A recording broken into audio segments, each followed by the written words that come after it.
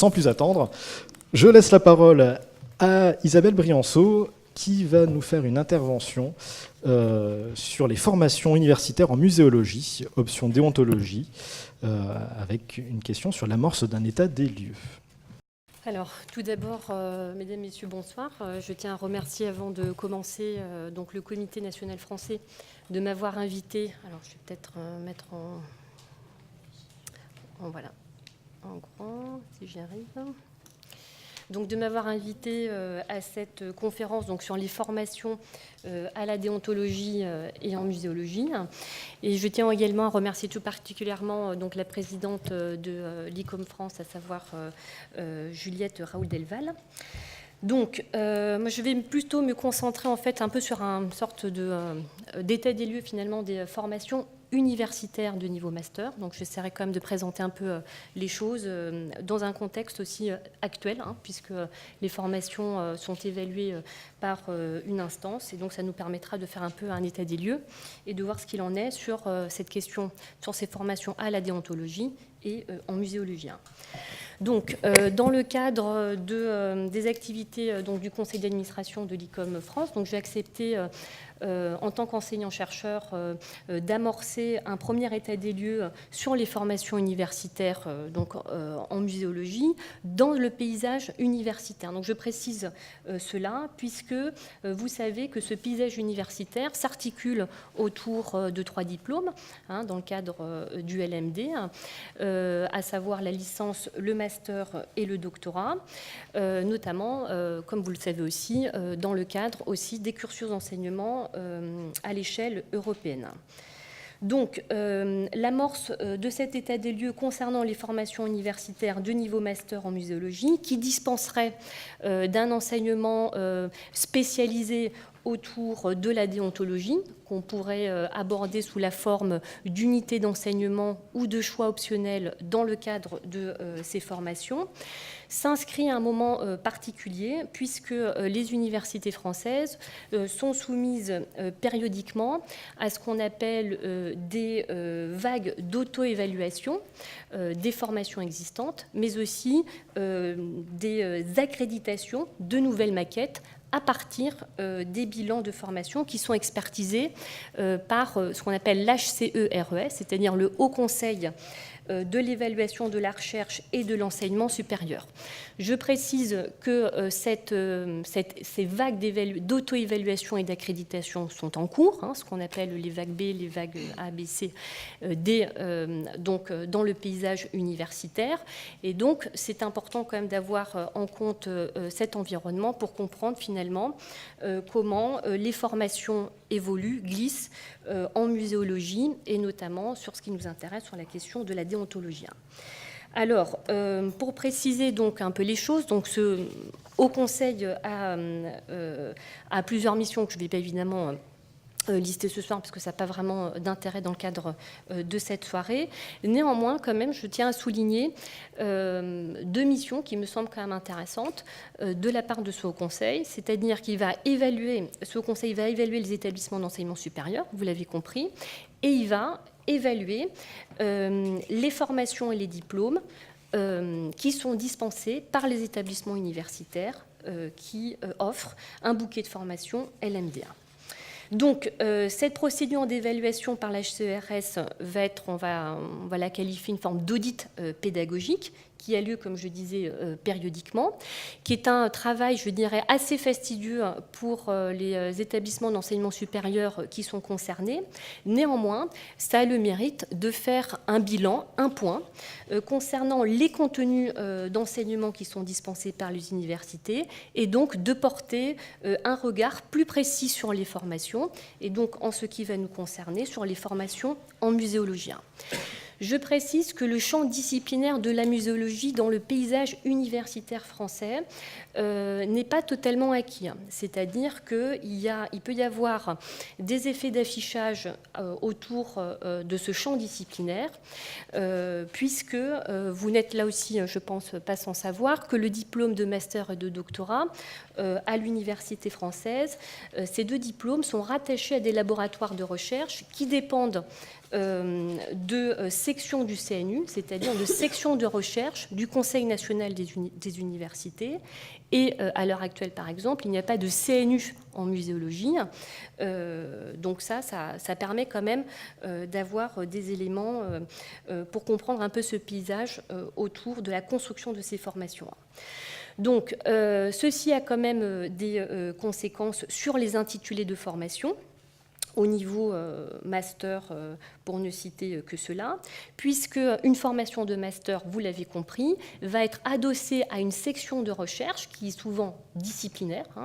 mais aussi, et donc, à un porteur de formation qui, là aussi, va être disciplinaire, puisque ça va dépendre à la fois d'une équipe pédagogique qui a des travaux, si vous voulez, dans une discipline, et aussi d'un département qui, là aussi, est souvent disciplinaire. Donc, ça veut dire quoi? Ça veut dire qu'on va avoir des formations en muséologie avec des orientations disciplinaires, je dirais, diverses et variées. Par exemple, on va avoir des formations de niveau master en muséologie avec des orientations de type en histoire ou en histoire de l'art, puisque les équipes pédagogiques ou les enseignements qui sont dispensés vont relever de ces sections du CNU, à savoir, par exemple, je cite la section 21 et la section 22, même si ça ne vous dit rien.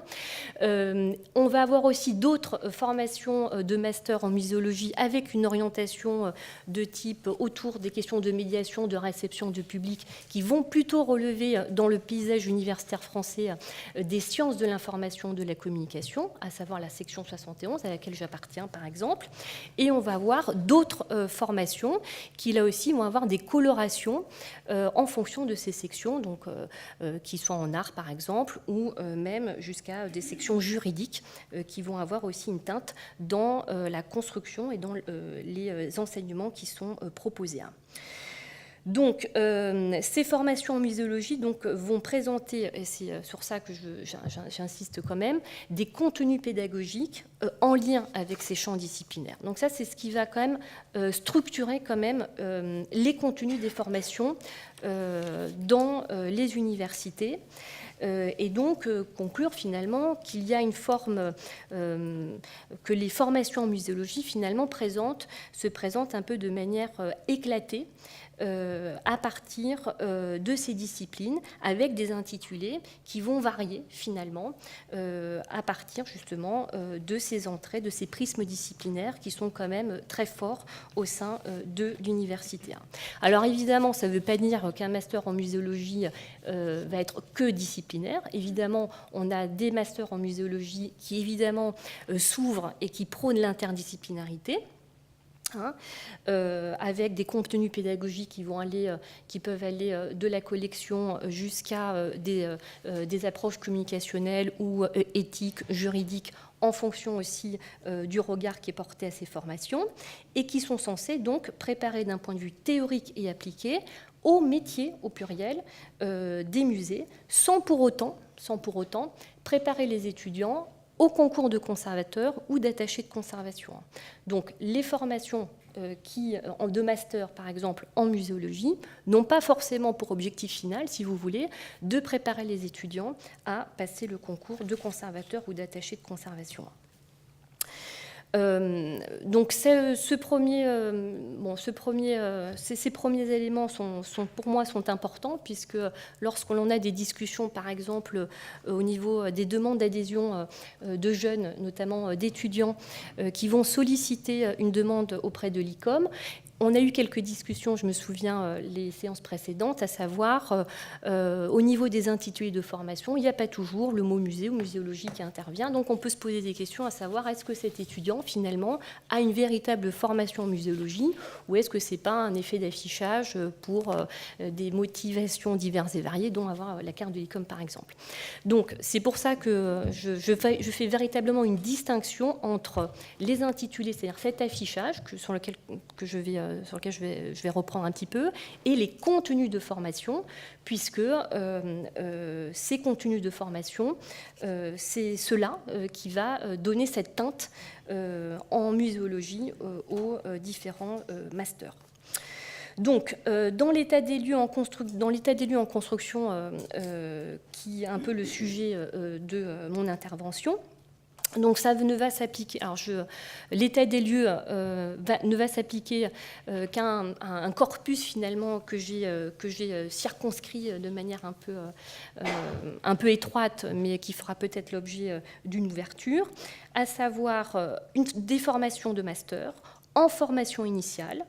c'est-à-dire en présentiel. J'ai mis de côté la question de la formation continue, mais peut-être qu'elle sera abordée, je pense, par la suite par mes différents collègues,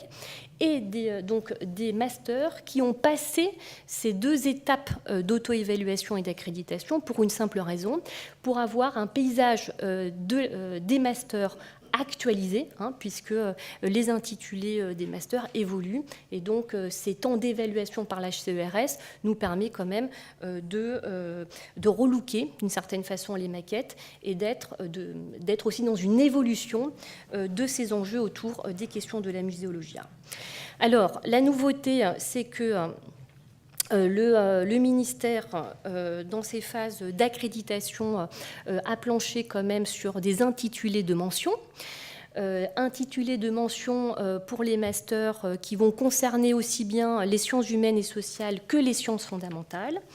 Et donc il y a une liste qui est tout à fait qui est disponible sur le, ça se voit pas très bien là, mais une liste qui est disponible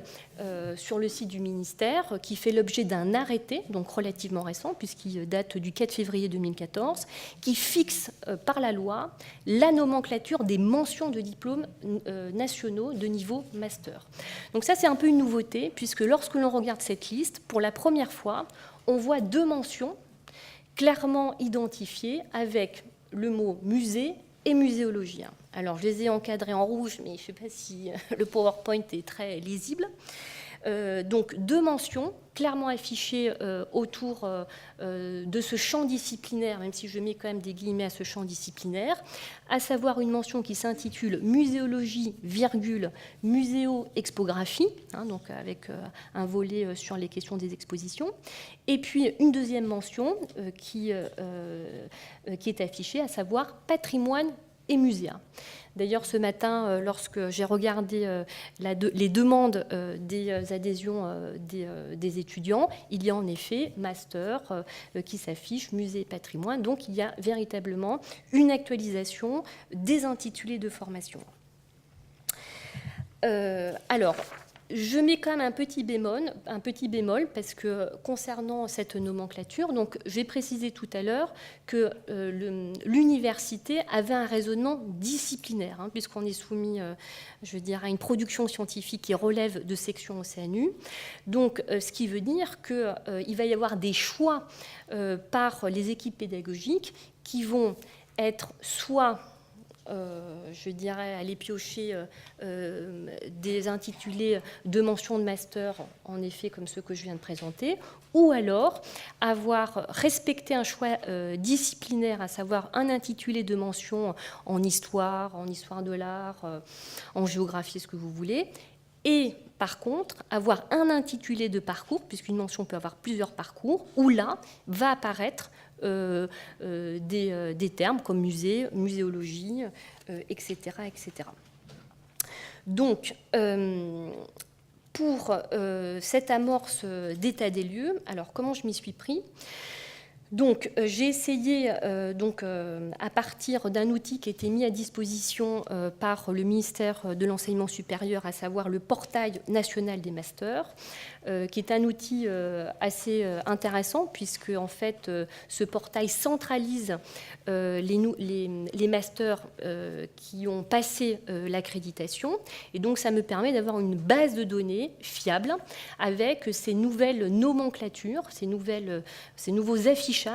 en termes de mention, mais aussi en termes de parcours. Alors, je suis rentrée donc dans le portail national des masters. Vous voyez dans le carré rouge, j'ai mis la nouvelle mention accréditée, à savoir muséologie, musée-expographie. Donc, dans cette base de données, à l'heure actuelle, il y a une formation de master qui est dispensée à l'Université d'Artois par mon collègue Serge Chaumier. Donc j'ai fait la même opération avec un autre intitulé de master dont je parlais tout à l'heure, à savoir la mention patrimoine et musée. Donc là, un bouquet de formations plus grand, puisqu'on retrouve un ensemble d'universités et pas forcément, donc, et pas l'université d'Artois que je mentionnais à l'instant. Alors, pour aller un peu plus loin, pour essayer quand même de ne pas être trop restrictif, si vous voulez, dans ces bouquets de formation qui relèveraient que de ces 2 mentions à partir de l'arrêté de 2014, je suis allée donc dans l'onglet juste en dessous, à savoir parcours et spécialité. Et donc là, je me suis amusée à mettre une série de mots-clés, donc comme musée, muséologie et déontologie, puisque c'est aussi le thème de mon intervention. Donc, avec le parcours en musée, donc il y a là aussi une série de formations qui apparaissent. Et comme je disais tout à l'heure, certaines universités, certains masters, ont fait plutôt le choix d'un master, on va dire, disciplinaire, comme vous le voyez par exemple avec l'université Paris 4 Sorbonne, archéologie, histoire de l'art, donc ça c'est la mention disciplinaire. En dessous, vous avez un parcours qui s'appelle Histoire de l'art et métiers des muséens. Donc, je dirais que chaque master fait un peu, je dirais, en fonction de lui-même. Donc, il peut y avoir à la fois un affichage disciplinaire, affiché comme tel à partir de la nomenclature, et puis il peut y avoir un jeu, si vous voulez, autour des affichages, des intitulés de parcours. Le dernier mot-clé que j'ai intégré donc, dans cet onglet est le mot déontologie avec le mot musée. Donc je me fais, voilà, qu'est-ce qui va sortir de là ? Et bien, malheureusement, il n'en sort pas grand-chose, à savoir qu'il n'y a pas je dirais, de formation de master, de niveau master répertorié en tant que tel, c'est-à-dire qu'il n'y a pas d'affichage à partir de ce mot-clé de déontologie, tant je l'avais fait aussi sur la mention, donc ça n'existe pas, tant sur la mention que sur le parcours, que sur le mot-clé. Donc, ça veut dire quoi ? Ça veut dire qu'il va falloir regarder les choses un petit peu autrement. Alors, néanmoins, à partir de ces bouquets, je dirais, de formation que j'avais identifiés préalablement en amont, à savoir les 2 mentions dont je faisais mention à partir de cette nouvelle nomenclature. J'ai été sur les différents sites internet de ces formations. J'ai regardé, lorsqu'ils étaient disponibles, les programmes de formation, puisque tous ces masters ont passé, comme je disais tout à l'heure, la phase de l'accréditation, et j'ai regardé, à l'intérieur de leur programme de formation, ce qui pouvait se rapprocher, si le terme de déontologie n'était pas affiché, ce qui pouvait se rapprocher au plus près de ces questions autour de l'éthique dans les musées et de la déontologie. Alors, je dois dire que le constat, j'ai fait le tour assez rapidement, puisque les unités d'enseignement autour de ces questions de la déontologie sont assez pauvres, il faut le dire. Les unités d'enseignement qui, selon moi, se rapprochent le plus de ces questions de déontologie vont concerner des unités d'enseignement de type droit du patrimoine, droit des musées ou droit de la culture, avec une précision quand même, c'est que ces intitulés, évidemment, l'enseignant, qu'il soit statutaire, c'est-à-dire maître de conférence comme je suis, ou alors un professionnel du musée, va interpréter, si vous voulez, cet intitulé en fonction de lui-même, en fonction de son parcours disciplinaire, en fonction de sa pratique professionnelle. Donc, ce qui veut dire que pour aller plus loin dans l'analyse autour de cette amorce d'état des lieux, il faudrait peut-être mener une enquête un peu plus approfondie pour voir exactement comment ces contenus de formation sont structurés, sont organisés, et voir comment ces intervenants organisent leurs cours, soit à partir de documents qui vont relever en effet du code de la déontologie, ou à partir d'autres sources à l'heure actuelle, donc je peux pas vous en parler. Donc voilà, donc j'ai essayé quand même d'organiser ce corpus à partir donc d'une base de données que je suis en train de construire, qui est quand même assez aboutie. Donc, un constat donc, qui est quand même assez clair. Donc, il y a peu de formations quand même universitaires qui dispensent des enseignements spécifiques en déontologie. Donc, ça c'est clair dans les musées. Mais je mettrai quand même 2 bémols. Je défends quand même les formations quand même, puisque je fais quand même partie du système universitaire, donc je mets quand même 2 bémols. D'une part, cette question de la déontologie au niveau du master peut quand même être abordée au-delà, si vous voulez, d'un cours classique tel qu'un enseignement, je dirais, à l'université. Donc cette question de la déontologie peut être abordée par le stage. Mais ça veut dire que finalement la déontologie va plutôt être abordée par la pratique professionnelle, avec un non-contrôle, si vous voulez, de la part de l'équipe pédagogique. Donc c'est un peu une certaine liberté sans avoir véritablement une transmission sur certains acquis. Ou alors à partir, si vous voulez, d'un travail qui est demandé aux étudiants en fin de cursus, à savoir le mémoire de fin d'études, mais là aussi avec les réserves que je vais porter concernant l'intérêt porté à l'étudiant concernant un sujet qui va aborder plus ou moins les questions autour de la déontologie et qui va approfondir ou pas d'ailleurs cet aspect autour de la déontologie dans les musées. Donc ça, c'est quand même une petite pondération que je souhaitais quand même mettre. Donc, pour conclure quand même et laisser la parole à mes collègues, je dirais qu'à mon sens, la formation universitaire à la déontologie dans les musées relève, selon moi, plutôt de la culture générale, c'est-à-dire que c'est plutôt une culture générale qui va prendre relais ou pas d'ailleurs à partir d'une pratique professionnelle dans le stage ou d'une réflexion plus théorique avec une approche plus réflexive dans le cadre du mémoire de fin d'études. Également, si on devait proposer une formation spécialisée à la déontologie, selon moi, elle prendrait plutôt la forme, non pas, je dirais, de type master ou de 2e cycle, mais plutôt des formations de type spécialisé, de type diplôme universitaire, ce qu'on appelle des DU, qui dépendent des universités, qui sont plus flexibles dans leur format et qui permettent quand même à la fois d'acquérir de nouvelles compétences plus spécialisées et qui relèvent de la formation continue, mais je pense qu'on aura peut-être l'occasion d'y revenir. Donc, pour clore un peu cette première intervention, je vais faire une note de synthèse concernant donc, le travail qui est en cours concernant cet état des lieux. Une note de synthèse donc, qui, je pense, sera à la disposition des membres de l'ICOM. Avec, je dirais aussi, une réflexion sur l'affichage des formations de master autour de ce champ disciplinaire qu'est la muséologie, sans pour autant en rendre une liste exhaustive. Je tiens quand même à garder quand même une ouverture, étant donné que il y a quand même, j'essaie de l'expliquer,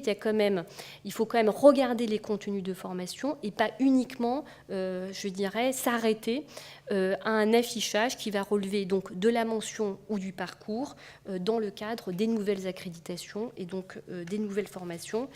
qui seront ouvertes normalement à partir de 2018 sur l'ensemble du territoire national universitaire. Voilà, mais je vous remercie.